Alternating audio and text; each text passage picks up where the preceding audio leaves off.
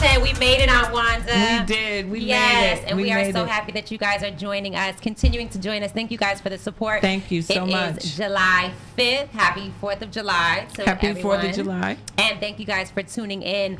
So this is a very special second part of a two-part series. Yes. What's going on? And we are referring to police brutality and the way that police interact with civilians.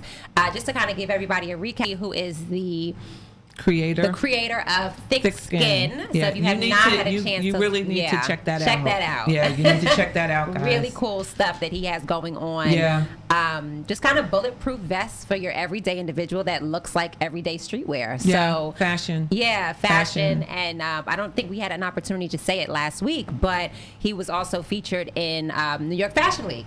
That's right. Yes, we didn't even get a chance to acknowledge that. So yeah. if you've not had a chance, you can go ahead and catch last week's episode, 2 weeks ago, yes. part 1. And today we're going to go ahead and start part 2. We have somebody already on hold waiting for us. And so we want to just kind of jump right in. So we are so proud to introduce to you guys Queen Yonasda Lone Wolf, who is a national community organizer and an activist. And she's going to go ahead and join us and kind of give us her take on what it is that needs to be done and what she's doing as far as this relationship between the community and the police. Queen, are you there? Hi, how are you? Hi. Welcome to Gem Talk. Thank you so much for being here with us this evening. Thank you so much for having me. So we are, Yonasda is a community organizer and an activist. Mm-hmm. Can you just give us a little bit of kind of a peek into that world of what, those words are so trendy now. So what exactly does that mean? So it's kind of crazy. I was born into the movement. My mother was full-blood Oglala Lakota Native American, and my father is Black. I was born during the longest walk, which was a protest from Alcatraz, San Francisco to Washington, D.C. So being born in the movement, like literally born out of protest, I've always been a person that's just like, injustice, I hate it. I want to stand and speak on truth. And ever since I was a child, my first action, I should say, was when I had to draw on color Christopher Columbus, and I colored my Christopher Columbus with devil ears. And was like, this is what my mother taught me. Christopher Columbus didn't discover America, and that I was in second grade. Wow, so you were born woke. Yes. Yeah. Right. So, the first major event, march that I did a lot of stuff locally in Phoenix, Arizona. But the major event that I did was the Millions More movement, which was the third installment of the Million Man March.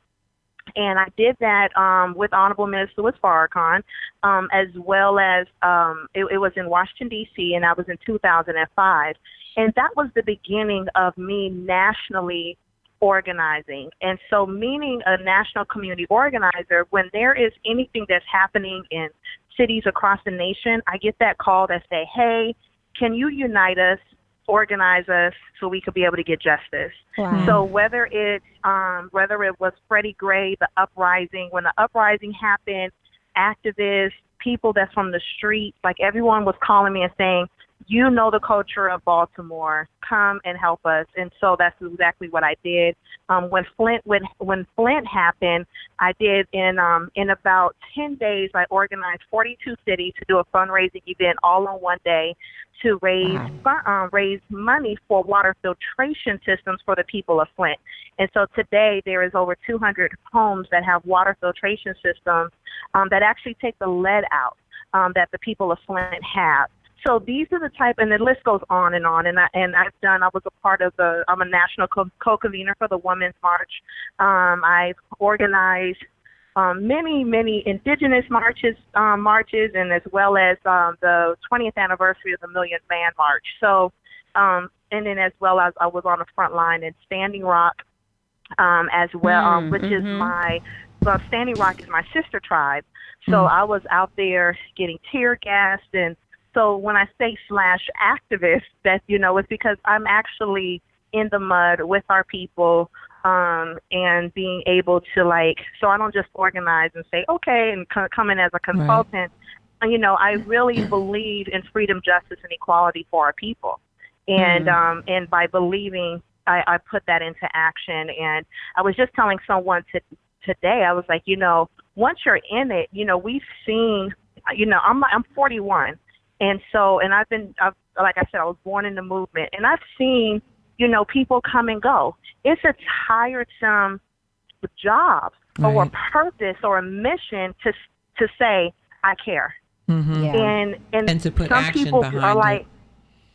right, and then because you could care and you keep on caring it, and you're getting blowed, you're getting slandered, you're getting hit with so much things, and you're like, God, do I care this much? And with all of the scrutiny, all the slander I've received, all of that, yes, I still care, because I believe in the promised land, like what Dr. Martin Luther King said. I believe that the sacrifices that my mother made, that Harriet Tubman made, that Malcolm X made, that, Coretta Scott King, and the list goes on and on, that they made, that it's not going to be in vain. And I cannot allow, especially the lineage that I come from, I can't allow for it to just be an opportunity of an event, or I'm not an event planner. I'm a community organizer and an activist to activate our people for change.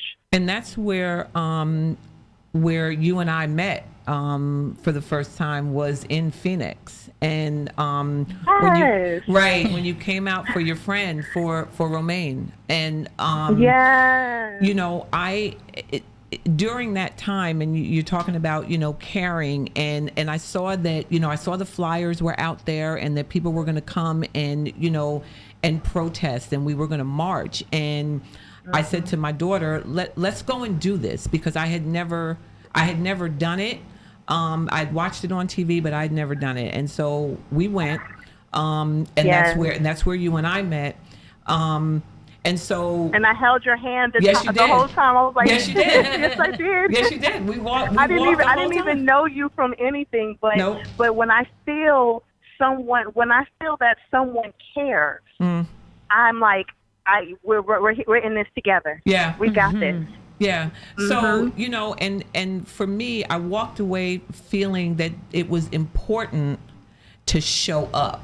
Like that's what I walked away from, in that whether or not anything actually moved that day, if we moved the needle or we didn't, the fact that we showed up. Right. So, from your experience, can you just kind of really speak to really the importance of not just saying that I'm an activist, not just saying that I care, but just that presence, because it's the presence that really starts to make that impact little by little. It doesn't happen overnight. Yeah. Exactly. Yeah. Exactly. It is. It's so important that you show up. It's so important that you're there. The family of Romaine Brisbane needed you and your daughter. They needed to know that his children, their father, didn't die in vain. Right. That no one, it's so crazy. Native Americans are murdered at a higher rate than any other race. 3 of my cousins have been murdered by tribal police in South Dakota, and no one knows. Wow. No one knows their names. There is no major protest. There is no hashtag. There is none, and it's not just my own blood family, but it's endless of Black, brown, and Native people that are being murdered by police, and not enough people are either saw or heard, or if they did, they probably just kept on scrolling and didn't do nothing. And imagine if your loved one was murdered by police and only you cared. So the thing is that, your presence, the family of Romaine was able to win $1.2 million settlement. Wow. It was because we showed up and showed out and shut down Phoenix. You was there. Yes. That day when we shut down Phoenix, the New Times put a report that they lost $200,000. Wow, because we stopped the train. Because we shut down traffic. We stopped the train and the bus. bus. Yeah, we stopped the train. Exactly. So when people say, "Oh, protesting don't work, marching don't," yes, it does. Because guess what? Because of the fact that we stopped their money, and Right. business didn't go down as usual, the Yeah. attention was, oh my God, let's look into this case. Right. But do you know how many other cases all across the nation that when there was no marching, no protesting, or they felt like, oh, it's not going to work. It does work. It does help. Because It helps because they lose money. Right. And that's what I was going to say. They're not going to come back on with a, breaking news. Right. We lost Right. money based on the march. They're not going to Right. They're not tell gonna us say that part. No. So it is very important, even if, it's something that you moved and you affected change in your immediate community, in that immediate neighborhood, because they're not going to tell us the effect that we had and that we did move the needle a little bit and cause them to have to stand up and take notice. They're not going to come back and tell us that. So it is very important. Yeah. So Queen Yonasda, I know that we only have you for a limited amount of time. I've got so many questions for you, but I kind of want to stay focused so we don't get sidetracked while we have you on the line. But what can you advise to civilians who feel like they want to kind of gather people in unity in order to organize and to do something productive on the backhand of violence or whatever it is, whatever the cause is? What would be some words of advice as to how to organize that effectively? I feel like so often we do it and, it rings bells for a day, it rings bells for a week. And then after that, once the noise kind of dies down, the cause is kind of left behind. Hello? Oh, okay. I think we lost her. So I've got so many questions for her. I know. I feel like we are just kind of scratching the surface here. But just to kind of, again, I just want to recap because I know 2 weeks ago when we started episode 1 of 2, there was just so much that kind of that we kind of barely touched on. I know. We barely scratched the surface. Barely scratched it. And it was nice to at least have a former police officer on the line and a civil rights attorney in the studio who were both saying the same thing. So it really kind of reinforced to us what it is that we need to do when we are having these always uncomfortable interactions with police officers, even when we know we haven't done anything wrong. Exactly. And I think the two biggest takeaways from last week was when Shavar was saying it's not just about keeping your hands in eyesight, but not to move them until, because we go, okay, officer, my hands are up, I'm going to get. And he said, no, don't move them. Right. Until you literally ask the question. And then Michael letting us know that don't let them know that you have rights, because in their territory, their neighborhood, you don't. Which was mind-blowing to me. I've never. I mean, you hear, you have the right to remain silent. You have the right to an attorney. But it doesn't actually register what that means until you really break that down. It's like, so I don't have any other rights. So all of my rights that I thought I had, those are gone. Those are gone till I get to Shavar. These are the two rights that I do have. That's and it. he's letting me know up front. So there is no confusion. You can't say, however, I'm a U.S. citizen. None of that applies. In their territory. And that's the right that we really need to exercise, is the one to remain silent. Right. Silent. Other than, officer, why are you stopping me? But it's just like there's a reason. And like Michael said last week, it doesn't matter whether we agree with the reason or not. They believe that they have a good reason. So at that point, we just kind of have to go along with their reason and remain silent. Don't move and talk at the same time. Ask the question. And it's so sad because they don't even allow for the time. And so then we had to get into the conversation about what's that psychological makeup of that police officer that is unable, that loses control so quickly in a situation like that.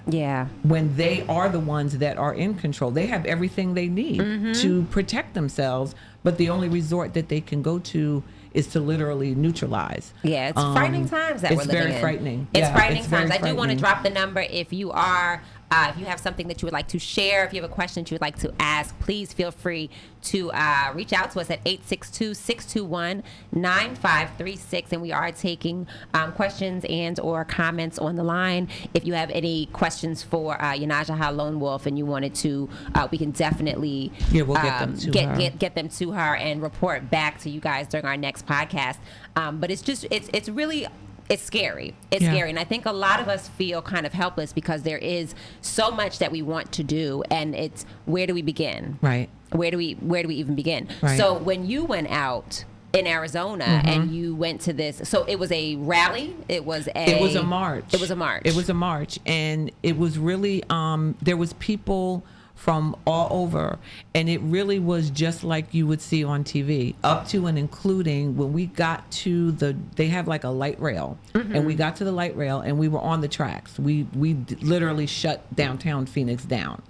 And we also did, because this was around the time of Mike Brown as well, so we did a die-in at City Hall. And there was at least 200 people that were just laying down for 4 minutes because that's how long they left Mike Brown out. Right. So we have a call. Let's see who's. Yes. Okay. Yeah. Sorry about that. Yes. Can you hear me now? Yes, we can hear you. Okay, perfect. So I just is it too loud, or do I need to go back? No, you're good. You're good. So I just wanted to okay. ask for individuals who do want to organize effectively. I just want to restate what I said before, is that we feel like there's a lot of there's a lot of volume to it, and then over the course of a couple of days or a week or two, it kind of dies down, and then the public loses interest. So, as a community organizer, what could you suggest or recommend to everyday civilians who do want to be more proactive? You know what I would suggest? Thank you for that. I think that the best thing is find the organizations in your community that are active in the community and they need help. Okay. It's so crazy of how many, we don't get paid for this. Right. A lot of people always do these activists get paid? No, we don't. We just care. A lot of times, sometimes it may come from donations or someone that's just saying, I just love what you and you guys are doing, here's something, but we don't get, it's only the Red Crosses and, those type of big organizations, but the grassroots organizations in your community, they're not getting funded like that. And so also, whatever skills, I always say that there's different positions in revolution. And so you don't always have to be in the streets protesting or be on the front line.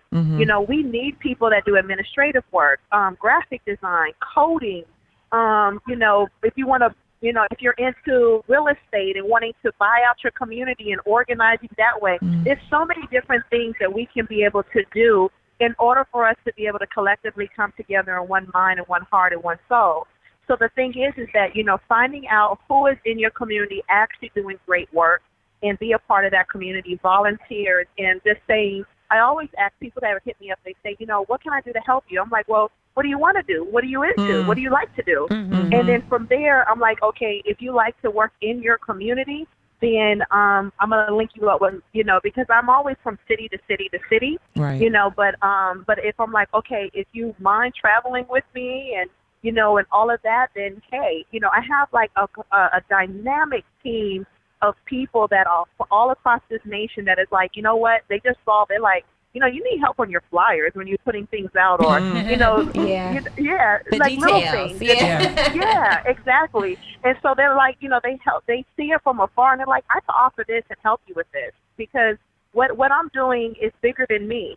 And that's another thing too. I think that we have to really know that all of this is bigger than our individual leadership skills, or it's not about us. It's about, if you're working around police brutality, it's about those families and getting justice.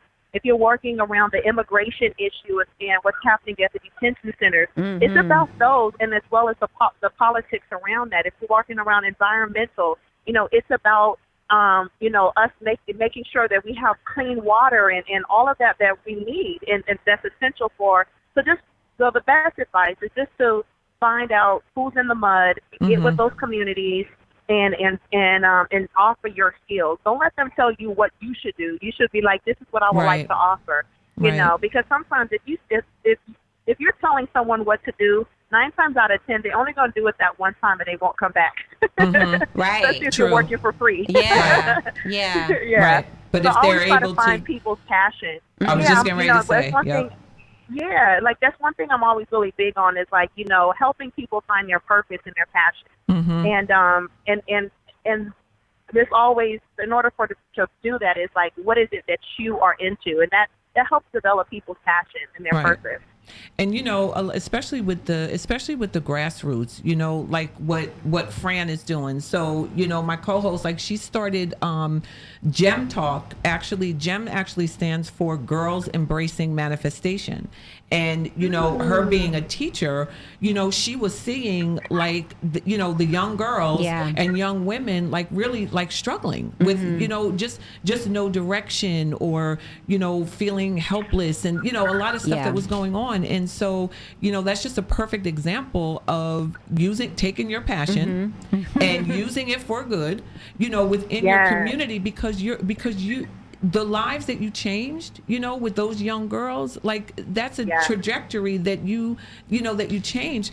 And even though people don't see it, you still can affect change based on something that you saw. Absolutely. That's right. And that's revolution. Absolutely. And that's one thing that it's very revolutionary, and it's activism. And I always, a lot of people think there's a stigma that an activist is someone that's just protesting. And that's not true. Right. Activism, it's just getting active and getting your people active. And revolution is developing a change. So you are revolutionizing the mind and the mindset of those young girls. Yep. The Honorable Elijah Muhammad said that no nation can rise no higher than its woman. So by you cultivating these young girls into strong women, you are cultivating a nation. Yeah. Thank you, Queen. And that's changing the narrative. Like, a lot of people, like, we hear we'll hear that phrase, change the narrative, and people kind of gloss over it. But what we tell ourselves and what we tell the generation coming after us is extremely important, because if we don't do that, they're going to get the narrative from what they're seeing on television. That's right. Yeah. And they're going to think that they're the ones that's going to be able, I'll be the one that the police officer won't shoot. Like Shavar said, I'll be the one that's going to change the struggle right in this 8 seconds that I have. And that's not it. We have to change the narrative. And we have to let them know that it's okay to do what you have to do in that moment for survival, so that you can come back and tell the rest of us that this is what's going on and this is how we get through it. Now, speaking of things being seen on TV, so not that long ago, and I'm not sure if you caught this interview or not, but I saw also another activist, Tamika Mallory, on The View. And she received a lot of backlash just when the name Minister Farrakhan just came up in conversation. And people kind of began to lose sight of her goal and her task, and got more caught up with her relationships. Right. Have you experienced that? Or have you gotten backlash just from the connection? And has that kind of put a hiccup in your activism? Oh, most definitely. It was heartbreaking watching her trying to, she kind of gave it to her partner who works with her. And she just kind of gave it to her because she did not want to give them that energy or that TV moment, which I as a viewer, I was so proud to see her do that. But it was heartbreaking for people to just the whole thing. You saw it because I can hear your reaction. So. Because there was no grace given. They didn't even want to know. They didn't even want to know, and that's the problem. I'm sorry. Go ahead. I didn't give any public reactions until right now. As a matter of fact, I didn't give any public reactions for the sake of how close me and Tamika are. And I had no idea. So I didn't, because I didn't want to put any more fuel to the fire. But Tamika, we actually spoke right after that interview, and I was screaming of, "Girl, you killed it!" Like she did. I will fight for Tamika. I will fight for Tamika. I fight with Tamika, and I got her back and her front. And one thing, I am so proud of how I was telling her that, you know, people, you do not know what is in you until you are at that, you know, when you are getting attacked. And the God within Tamika just really showed throughout this whole entire trial. And she was so classy. She held her composure. She really did. So well. Oh, my God. And I can only imagine that that's ground. the type of Exactly. reaction She that held you her all ground. get. Yes. She still held her ground despite, against McCain. Yes. But she was so classy at the same time.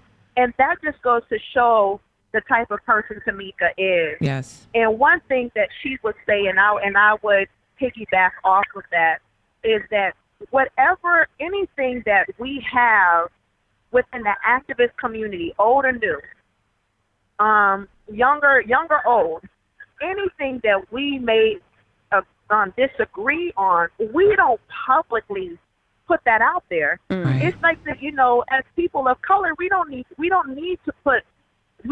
to talk about what's happening in our house. You know, we talk about that. So behind why closed give doors. that to the enemy? Right. We're not going to give that to the enemy. Exactly. So even myself, I deal with it all the time because of my kinship with the Honorable Minister with Farrakhan. I get it 24/7, and the thing is that because what other leader? Let's put the color out of it. But what other leader was able to get over 1 million men to Washington D.C. on the national mall, and then not only did it in 1995, but did it again in 2015 when they thought that he was too old school or this young generation wasn't listening or he's too old. Then he did it again in 2015. So the thing is that there's something that is powerful, that is fearless about the Honorable Minister with Farrakhan that is a threat to white supremacy and white America. Right. And so people so anytime that then when you have, I just quoted the Honorable Elijah Muhammad that said, no nation can rise no higher than this woman. So when you have Tamika, a black girl from Harlem, Bob Bland, a hippie chick from New York City, Linda Sarsour, a Palestinian American from New York, Carmen Perez, a strong Chicano Latino sister, and you have them come together to get 1 million women. And they got over 1 million women, not only just in Queen, one just gave me chills, Queen. but all over. So let's talk about who is the threat here. Exactly. So the threat is, okay, what can we do? This is them talking. What can we do that is taking a hold of the future of our nation? And that is telling them to go out and vote. That is telling them to stand up for what's right. That is telling them to stand up against white supremacy. We got to find something against these 4 multicultural, strong women to be able to shut this down. Because they're also not only going against the White House, but they're going against the entertainment industry, which is predominantly owned by white men. So because of that that strength of the women, they was like, we got to do something about this. Oh, let's go ahead and do the litmus test of the Honorable Minister with Farrakhan. And that's exactly what they did, because they did it with Barack Obama. They did it with Jesse Jackson. They did it with so many congressmen, congresswomen. They do it with entertainers. You can only go so far. But when you talk and when you say that you will not denounce the most baddest, truth-telling, fearless leader, black leader in the world, then you know what? We're going ahead and cut your check. Not cut you a check, but cut your check, cut your money, cut your fame, cut all of that. But one thing about Tamika that I love about her so much is that she stood on her truth. She did. And she said this. She said, I would never denounce a black man. Period. Period. And for So anyone who with didn't that- see that episode, I you gotta encourage look you to at go and YouTube just that clip, Right. where she was on The View a couple months back. And you know what's really insulting, because first of all, when I saw it, same thing. Like, I got chills, and I was so inspired and proud of her. But the other thing that is really insulting when it comes to these attacks is that they do not allow for the fact that as women, we have our own thoughts, we have our own intentions, we have our own passions that are ingrained in us. And so when they get us what they believe to be a vulnerable moment, they don't know that we didn't come to this yesterday. She's been doing this. We've been doing this. So do you really think that it was going to be that easy to just say... That wasn't the moment. That was not the moment. That was not the moment that would have broken her. It's like, I'm not new to this. Ma'am. I'm true to this. So you're going to get all of that passion, all of that, what I call strength, hope, and experience. You got it all. And that's the insulting piece, that they don't allow for the fact that we've been doing this. We know what we're doing. You think I don't know how to respond to you? It just completely minimized absolutely the purpose of her being at that table and what on she that had day. done. Exactly. Right. Exactly. Stole the focus. And the march still happened. There was still thousands and millions of women all around the world that still came. And the thing is that, one thing that exactly what you said is that Tamika and so many women like Tamika, we are standing on the shoulders of so many strong women, inspired Black women and Native and brown women before us, that is carrying us through, that's making sure that we are, so you'll be surprised. Like I told Tamika, I said, man, it's the God within you that is moving you. And it's not even her, but it's her ancestors. It's the God that's, it's the God that's moving her. And it's also as well as us. That's so right. I have to get on a conference call because we're going to be shutting down detention centers. So,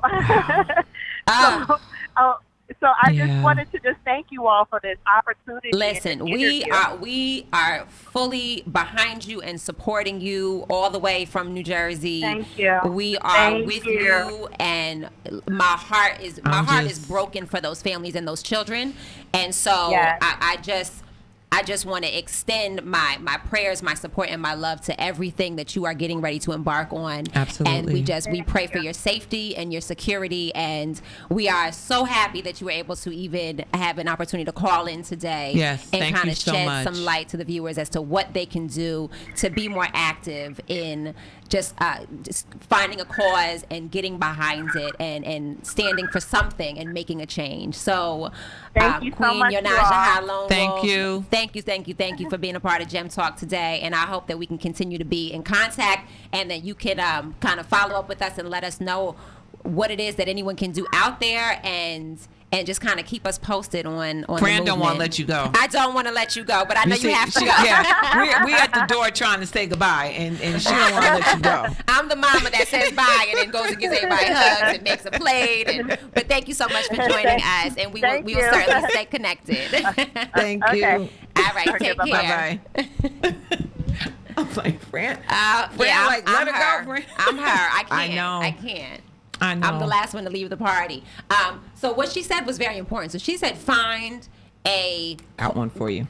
Thank you. All right. So go ahead and let's give it to the listeners. I got one for you. Okay. So, this was truly a call to action. And so I want to there is an organization that is actually located in Newark.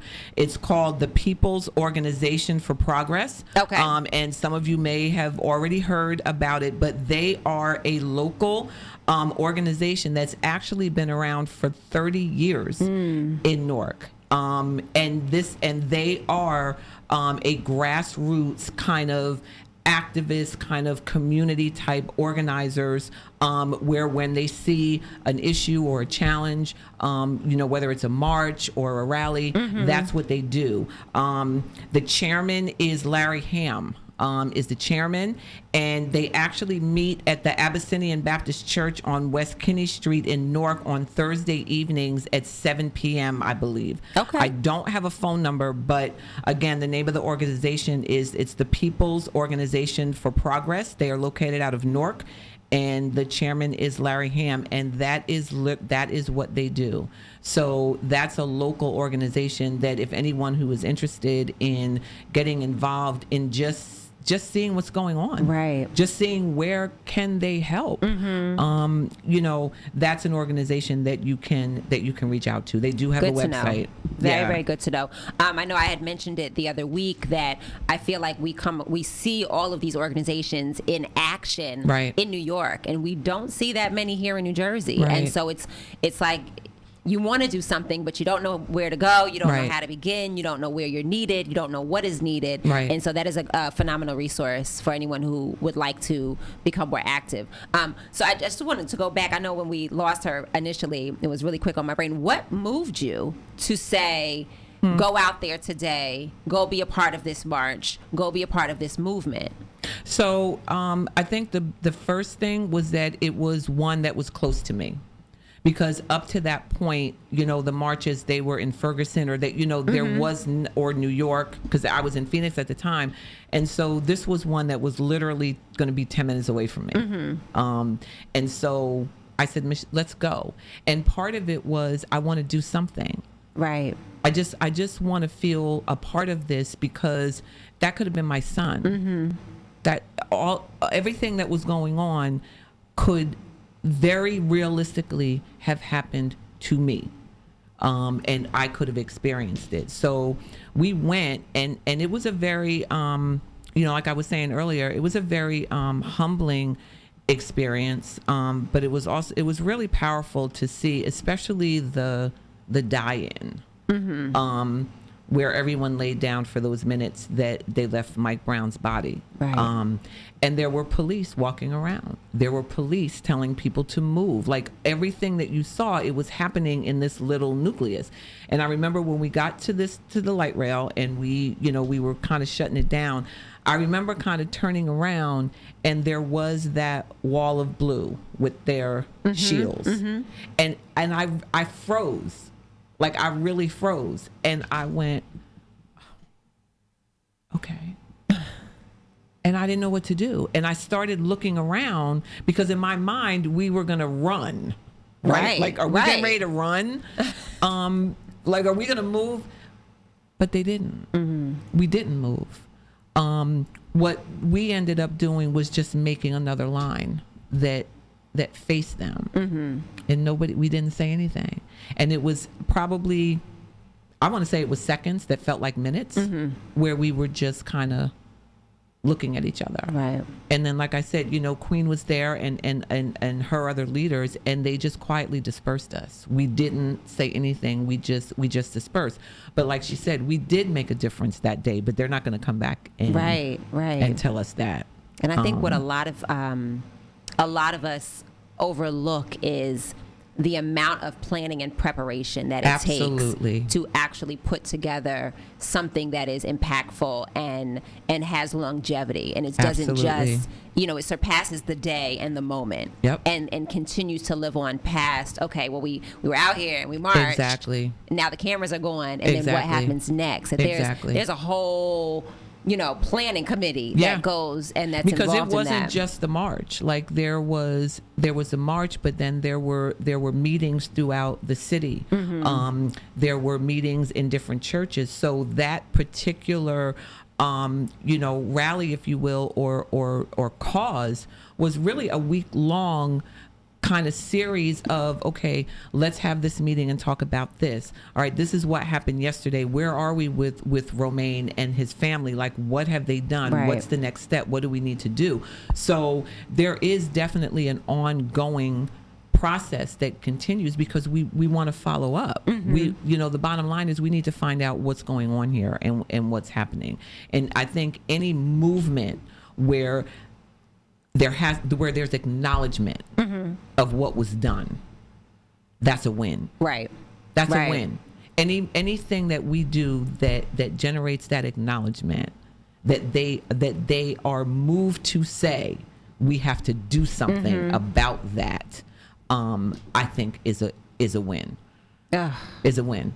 And it's you know, it's baby steps, right? Yeah. And there's so many reasons today that might move somebody, you know, touch their heart, touch their spirit, and make them want to organize. Yep. You know, there's so many things to kind of get behind. Yep. And so I just want to urge the audience that if there is a group within their community, a group in their area, you know, or even offering your services from a distance. You know, yes. I never would have even thought until she said something about that there's all these little other areas of contribution. You know, you think that doing the work is standing out there on the front lines. You know, it's doing what you do.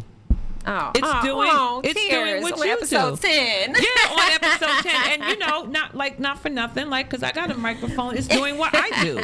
You know, like it's doing what we do because we, you know, you affect the lives of these young women every day that you touch them. Right. You know, and you affect the lives of many women who are in, you know, circumstances that they may not have necessarily ever seen themselves in and don't know how to get out of. And don't know how to get out. Right. And sometimes all I do, I'm just a voice on the other end of the phone.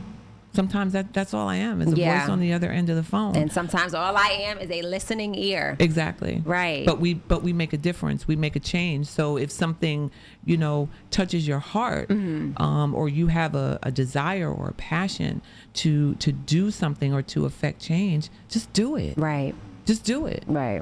It's baby steps. Just do it. It's not gonna hurt.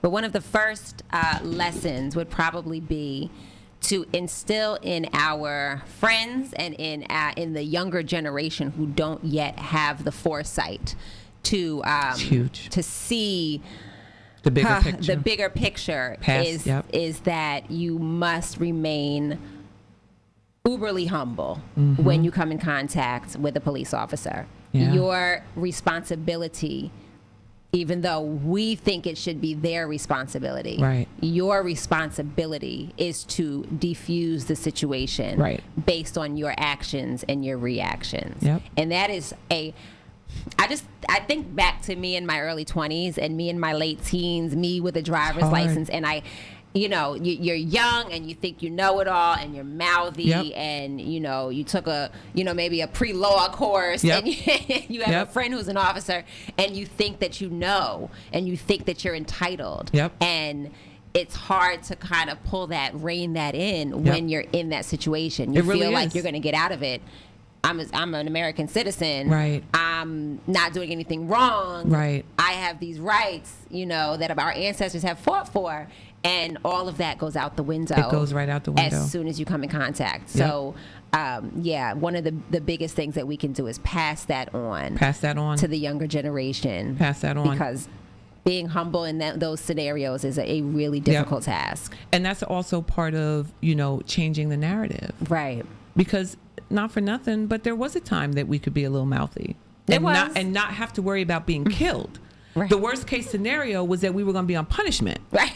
Right? Like that was the worst case scenario, is that I wasn't going to be able to go outside, or I didn't have to worry about being killed, because I am being who I am naturally. Yeah. Because if you're a naturally outgoing person, then you're probably going to do that. If you're naturally kind of like timid and shy, then you won't. So, but one of the things too that, when we have these situations, I saw something, I think I had mentioned it to you, with Nipsey Hussle, and there was another, I don't remember what the scenario was, but the cops had approached this young man, and they formed a human wall. Right. Where they kind of surrounded him, put their hands up, and walked him away. There wasn't any yelling, there wasn't any screaming, you know, or anything like that. They just simply got in between him and the police officer, who was already guns drawn. Right. The community built. Right. Got in front of this man. They all put their hands up, and they kind of walked him away. And I'm not necessarily advocating to kind of jump in harm's way or to be a vigilante. That's not what I'm advocating. But what I am saying is that it's those types of things that we have to take a look at, and we have to see what can we do differently. How can we change the narrative without and be humble, right? Right. And continue to be humble. And if it's something like that where we see that, don't be so quick to go get your phone, because by the time you get your phone, you're going to be filming. A lot can happen. Yeah, you're filming someone get shot, as opposed to possibly being able to diffuse the situation by just calming it down and just standing and giving that officer or giving the tension a minute, right, to space. Right. Yeah, to give it that time and space. The one thing that we do know and that we can kind of agree on is that I just lost my train of thought. I've got so many I've got so much going on in my brain right now surrounding this topic, because we see it so frequently, and we have no control over what they do. Right. We're not going to change a law between today and the next one, right, because there will be a next one. Right. But what we can do is control ourselves in these situations. And I don't even feel comfortable saying that all the way through, because I do feel like there are many individuals who did just that. I'm replaying that Philandro Castile video in my head, and it's like, what could he really have done anything differently? Because watching it, he appeared to have been doing everything right. So it's even hard to complete that sentence, because even going through the motions and doing lining all your ducks up, right, and following protocol and right, being humble, and that can still not necessarily end in the way that you or your loved ones right, have envisioned. So, and that speaks to that predetermined bias. Right. Right. I mean, that speaks clearly to that, because there was 3 people in that car. Yeah. A baby. And he wasn't even driving.